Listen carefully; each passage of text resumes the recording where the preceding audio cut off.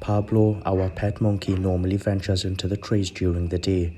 However, today, he's braving the waters and learning to swim. Pablo is a Rhesus Macaque monkey, and these monkeys are extremely good climbers and swimmers.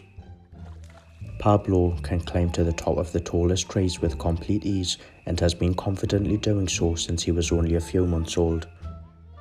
For the first 6 months of his life, he has always been very wary about going in water, until recently we put a wide but shallow bucket of water in his house, acting as a pool to help him overcome his nervousness of being in the water.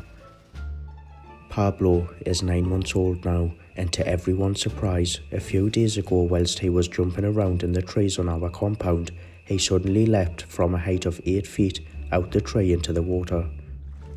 He had a little splash around before quickly getting out and climbing back into the trees, and this is the point where I believe Pablo developed a liking and confidence for being in the water. That was only 3 days ago, and today he has confidently been swimming in the shallower waters in the front of our compound.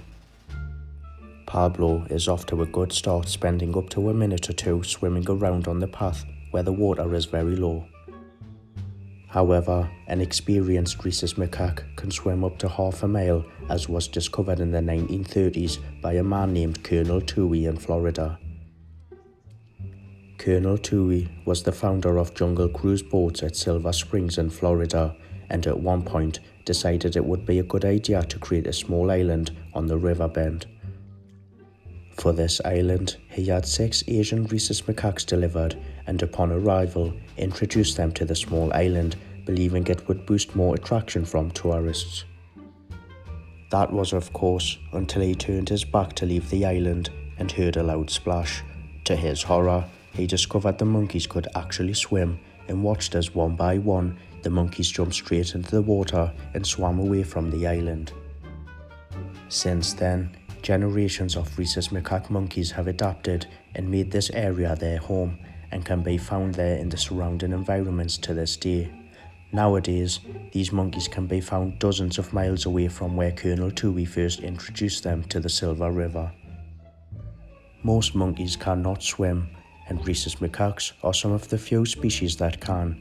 Swimming is common for Rhesus monkeys, and the young swim from just a few days old and will spend much of their time in the water. This was not the case for Pablo though, as young Rhesus macaques in the wild will usually have an adult supervising them as they learn to swim. I have only researched this information recently and acknowledge that young monkeys like Pablo need encouragement to learn to swim. In the future, I'm curious to get in the water when Pablo does and see if I can boost his confidence to swim further or longer out in the front of our compound. I myself went for a swim for the first time in years in the water out front, and it felt very refreshing. However, my fitness levels aren't too good, and I got tired fairly quickly after only a few minutes of swimming. The geographic range of Rhesus macaque monkeys are unusually broad, extending from Afghanistan to East China and across the Indian subcontinent. Their habitats are very diverse, including both subtropical and temperate zones, and from sea level to altitudes of 2,500 meters. They can be found in a variety of environments, including agricultural zones such as tea gardens, dense forests, and urban settings close to human settlements. Rhesus macaques are diurnal, which means they are mainly active through the day and sleep through the nighttime.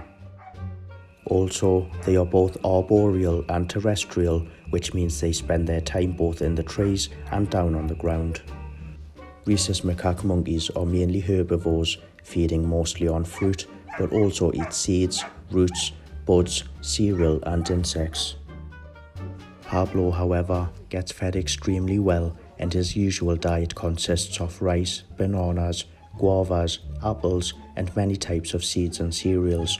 Pablo also likes to eat insects and is forever searching the tree branches high up for them.